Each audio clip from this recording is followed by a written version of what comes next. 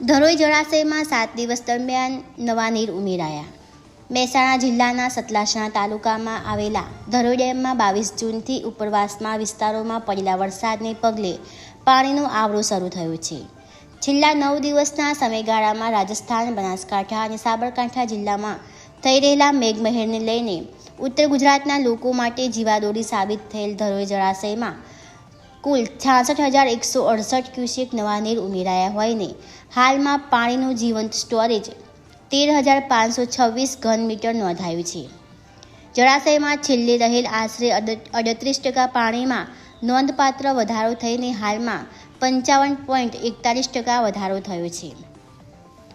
ઉત્તર ગુજરાતના મહેસાણા, બનાસકાંઠા અને સાબરકાંઠા જિલ્લાના 10 જેટલા શહેર અને 800થી વધારે ગામડાઓને પીવાનું પાણી તેમજ સાબરમતી નદી કાંઠાની જમીન માટે સિંચાઈનું પાણી પૂરું પાડતા સતલાસણાના ધરોઈ ડેમમાં ચોમાસાની સિઝનમાં પ્રારંભથી જ પાણીની આવક શરૂ થઈ ચૂકી છે. 29મી ઓક્ટોબરના રોજ ડેમમાં 232 ક્યુસેક પાણીની આવક હતી. ત્યારબાદ મેઘરાજાએ રીસામણા લેતા જળાશયમાં પાણીની આવક બંધ થઈ ગઈ. આ વર્ષે ચોમાસાની ઋતુની સમયસર શરૂઆત થઈ છે, જેમાં રાજસ્થાન સહિત જળાશયની આસપાસના ઉપરવાસમાં મેઘમહેર થયું હોવાથી ડેમમાં પાણીની નોંધપાત્ર આવક જોવા મળી છે.